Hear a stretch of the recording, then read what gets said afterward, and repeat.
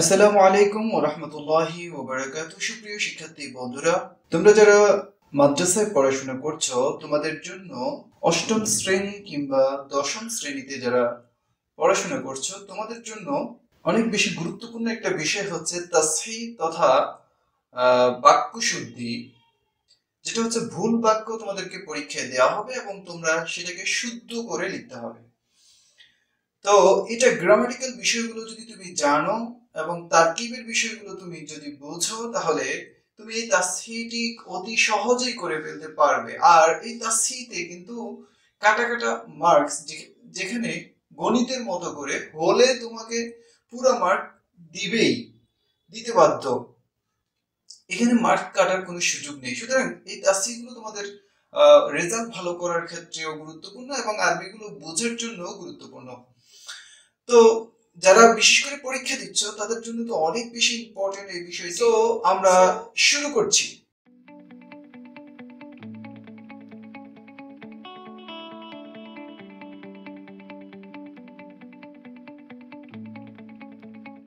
এখানে আমি 6টি বাক্য দিয়েছি, যে 6টি বাক্যের তাসহিহ আজকে আমরা করব, যেগুলো শুদ্ধ কি না এবং এগুলো ভুল কোথায় কোথায় আছে, কি কারণে ভুল এবং শুদ্ধটা কি হবে, সেগুলো আমি তোমাদেরকে বিস্তারিত বলে দিব।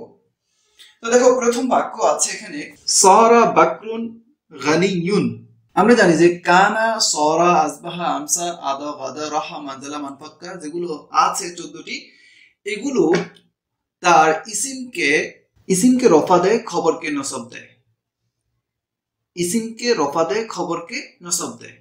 আর আমরা ইসিম এবং খবরটা কিভাবে বুঝবো সেটি আমি তারকিবের ক্ষেত্রে বলেছিলাম, হয়তো তোমাদের স্মরণ থাকতে পারে, যে সরার পরে বা ইন্নার পরে যেটা আসবে, সেটার সাথে সাথে যেটা আসবে সেটা হচ্ছে ইসিম, আর বাকিটা হবে খবর।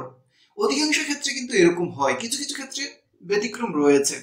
তো এখানে যদি আমরা সরা তার ইসিমকে রফা দেয়, খবরকে যদি নসব দেয়, তাহলে এখানে যদি দেখি সারা বাকরুন আছে, গানিয়ুন আছে, তার মানে এখানে বাকরুন ঠিক আছে, কিন্তু গানিয়ুনের জায়গাটায়, এই জায়গাটায় হচ্ছে আমাদের ভুল রয়েছে। তো এটার শুদ্ধ কি হবে? এটা শুদ্ধ বাক্য হবে সারা বাকরুন গানিয়ান। বাকরুন গানিয়ান, তার মানে কি, এটা ইসিমকে রফা দিয়েছে, খবরকে নসব দিয়েছে। তাহলে এখানে এই জায়গাটায় ভুল ছিল, আমরা এটাকে শুদ্ধ করে দিলাম। এর পরবর্তীতে দ্বিতীয় নং বাক্যে ইন্না জাইদুন কায়িমুন দেয়া আছে। আমরা জানি যে ইন্না হরফ মুশাব্বাহ বিল ফিল তার ইসিমকে নসব দেয় এবং খবরকে রফা দেয়। তো ইন্না হরফ মুশাব্বাহ বিল ফিল যেহেতু ইসিমকে নসব দেয়, এখানে জাইদুন যে জায়গায় আছে এটা কিন্তু ভুল। তার মানে এই জাইদুনের জায়গাটায় এখানে ভুল হয়েছে। তো আমরা এটার শুদ্ধ বাক্য কি হবে? ইন্না জাইদান কায়িমুন হবে। তোমরা জানো ইন্না, আন্না, বান্না, কান্না, লাইতা, লাকিন্না, লাল্লা এগুলো আসলে ইসিমকে নসব দেয়, খবরকে রফা দেয়। তো ইন্না জাইদুন এর জায়গায় কি হবে? জাইদান হবে, যেহেতু ইসিমকে নসব দেয়। আর এখানে ক ইমুন ঠিক আছে। এখানে আরেকটা বিষয় বলে রাখি, যে এখানে আমরা জাইদুন বলছি, বকরুন বলছি, এর তানবিন কেন দিচ্ছি? যে কেউ জানতে চাইতে পারো যে তানবিন এখানে আমরা কেন দিচ্ছি। দেখো, মানে তানবিন আছে তিনটা জায়গায় তানবিন হবে না, তানবিন দেয়া যাবে না। ওই তিনটি জায়গা কি কি? একটি হচ্ছে যে যদি এজাফত হয় মুজাফের মধ্যে, কখনো তানবিন হবে না। অর্থাৎ তুমি যদি বলো যে কলামু জাইদিন, এখানে যে কলামু যে অংশটা আছে, এখানে কিন্তু কখনো তানবিন হবে না। এরপরে দ্বিতীয় যে বিষয়টি, আলিফলাম যখন আসবে, শব্দের শুরুতে যদি আলিফলাম আসে, তাহলে সেখানে তানবিন হবে না।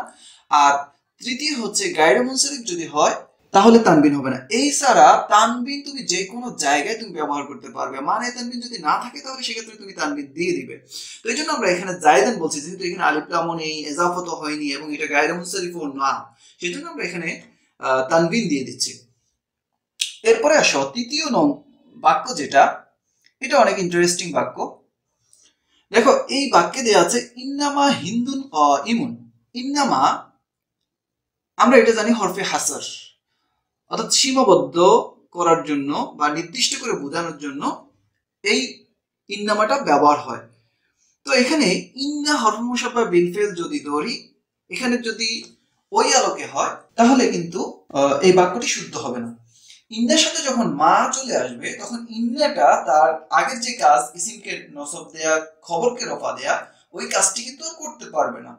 ওই কাজটি করতে না পারার কারণে এখানে হিন্দুন কায়িমুন হবে। আমরা জানি যে মুবতাদা খবর সবসময় কি হয়, দুটোটাই পেশ হয়। তো যেহেতু ইন্না কাজ করতে পারছে না, এগুলো মুবতাদা খবরের মতো করে এখানে কি হবে, পেশ হবে। তাহলে হিন্দুন কায়িমুন হবে। এখানে আরেকটি ইন্টারেস্টিং বিষয় হচ্ছে হিন্দুন এটা কিন্তু মুয়ান্নাস। তো এখন হিন্দুন যেহেতু মুয়ান্নাস, এখানে কাইমুন না হয়ে কাইমাতুন এটা মুয়ান্নাস হবে। তাহলে আমরা বুঝতে পারলাম যে ইন্না যে কাজটা করে, এখানে যখন আমরা শুরুতে ইন্নামা দেখব, যে আমাদেরকে এটা ভাবলে চলবে না যে ইন্না হরফ মুশাব্বাহ বিল ফেল ইসিমকে নসব দিবে, খবরকে রফা দিবে, সেটা কিন্তু এখানে আর চলবে না। এখানে ইন্নার সাথে মা চলে আসছে, এই জন্য এখানে ইন্নাটা আর কাজ করতে পারছে না। তো সুতরাং এটার রাইট আনসার কি হবে? ইন্নামা হিন্দুন কাইমাতুন হবে, কারণ এটা মুয়ান্নাস, এই জন্য এটা মুয়ান্নাস হবে। হিন্দা আবু সুফিয়ানের স্ত্রী ছিল, আমরা জানি তিনি একজন মহিলা, তো এই জন্য এখানে কাইমাতুন হয়েছে। এরপরে যে বাক্যটি আছে সেখানে লেখা আছে যে আশ-শামসু তলা। এই আশ-শামসু এটা আমরা জানি যে এটা মুয়ান্নাস এবং মুয়ান্নাসের সেমাই। মুয়ান্নাসের সংজ্ঞায় বলা হয়েছে যে যার বিপরীতে পুল্লিঙ্গ নেই। তার মানে আশ-শামসু এটার বিপরীতে কিন্তু পুল্লিঙ্গ নেই, সুতরাং এটা মুয়ান্নাস এবং এটা মুয়ান্নাসের সেমাই বলা হয়েছে। তো যাই হোক, যদি এটা মুয়ান্নাস হয় আমরা জানি যে সাবজেক্ট যা হবে ভার্বও তাই হওয়া উচিত, ইংরেজিতে সেটি হয়। তো এখানে যেহেতু এটা মুয়ান্নাস, সুতরাং তালা ফেলটিও মুয়ান্নাস হওয়ার প্রয়োজন। এজন্য এখানে আশ-শামসু তলাআত হবে, তালা না হয়ে তলাআত হবে। তো শুদ্ধ বাক্য হচ্ছে আশ-শামসু তলাআত, আশ-শামসু তলাআত। আচ্ছা, তাহলে আমরা বুঝলাম যে এটা যেহেতু মুয়ান্নাস, আর যদি মুয়ান্নাস হয় তাহলে ফেলটাও মুয়ান্নাস হবে। অর্থাৎ যদি এখানে ইসিমটা মুয়ান্নাস হয় বা শুরুতে যদি কোনো ইসিম মুয়ান্নাস আসে তাহলে সেক্ষেত্রে ফেলটা কি হবে, মুয়ান্নাস হবে। এরপরের যে বাক্যটি সেটিতে যদি আমরা দেখি আল তালিবুনা ইয়ালাবু। এখানে দেখো আত তালিবুনা এটা কিন্তু এক বচন নয়, তালিবুনা মানে ছাত্ররা, বহু বচন। তো এখানে যেহেতু সাবজেক্টটা বহু বচন হয়েছে, সাবজেক্ট বলতে এখানে আমরা ইসিমকে বলছি, বা শুরুতে যেই ইসিমটা আসবে এটা যদি বহু বচন হয় তাহলে তার ফেলটাও কি হবে, বহু বচন হবে। তো এই জন্য এখানে তালিবুনা যেহেতু বহু বচন, এখানে ইয়ালাবু এক বচন হবে না, এখানে এটা বহু বচন হবে।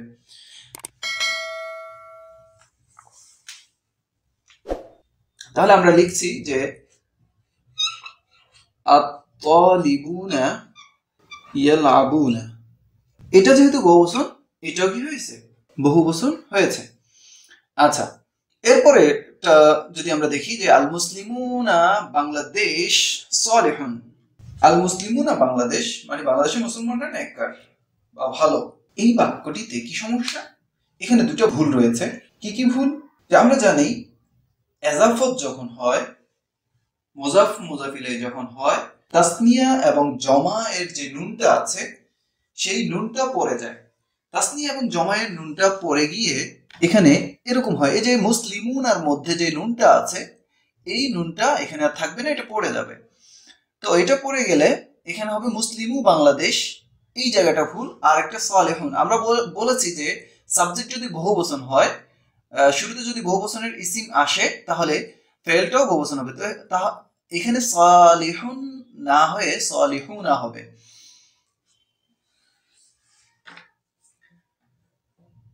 এখানে যে কোরআন শরীফে কিন্তু এরকম এজাফতের বিষয়টি আছে যে এজাফতের কারণে নুন পড়ে যায়, তাব্বাত ইয়াদা আবি লাহাবিন। সেখানে আমরা তাব্বাত ইয়াদানে ছিল, ইয়াদানে মানে আবি লাহাবের দুইটা হাত ধ্বংস হয়ে যাক, তাহলে সেইখানে কিন্তু তাব্বাত ইয়াদানে না বলে তাব্বাত ইয়াদা আবি লাহাব বলেছে।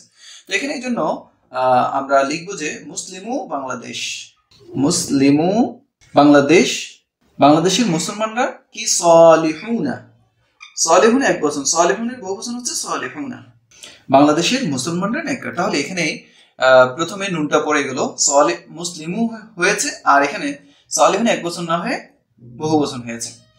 তো আজকে এই 6টি নিয়ে আমরা কথা বললাম এবং আমি আশা করছি যে এটা 6টি 6 ধরনের বাক্য।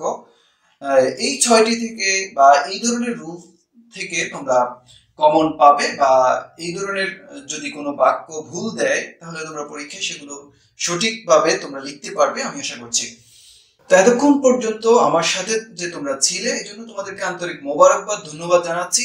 এবং তুমি যদি আমার চ্যানেলে নতুন হয়ে থাকো তাহলে আমার চ্যানেলটি সাবস্ক্রাইব করে রাখবে, বেল আইকনটি বাজিয়ে দিবে যাতে করে শিক্ষামূলক যে ভিডিওগুলো আছে সেগুলো তুমি মিস না করো, এবং বন্ধুদের সাথে শেয়ার করে জানিয়ে দিবে যে এখানে তারকিব সহ, তাসহিহ সহ ধারাবাহিক একটি আলোচনা, ধারাবাহিক ভিডিওগুলো দেওয়া হচ্ছে। যারা বিশেষ করে পরীক্ষাতে আছো তাদের জন্য এটা অনেক বেশি উপকার হবে। তো বন্ধুদেরকে শেয়ার করে জানিয়ে দিবে এবং লাইক কমেন্ট করে আমাদের সাথে থাকবে, এই আশা রেখে আজকে এই পর্যন্ত। সবাই ভালো থাকবে, সুস্থ থাকবে, এবং পরবর্তীতে আরো কিছু তাসহিহ নিয়ে আমি আরো একটি ভিডিও মেক করব আশা করছি। ওই ভিডিওতে সর্বশেষ এই দুটি ভিডিওর মাধ্যমে আমি তাসহিহ বিষয়টি কভার করব। তো সবাই ভালো থাকবে, সুস্থ থাকবে, আল্লাহ হাফেজ।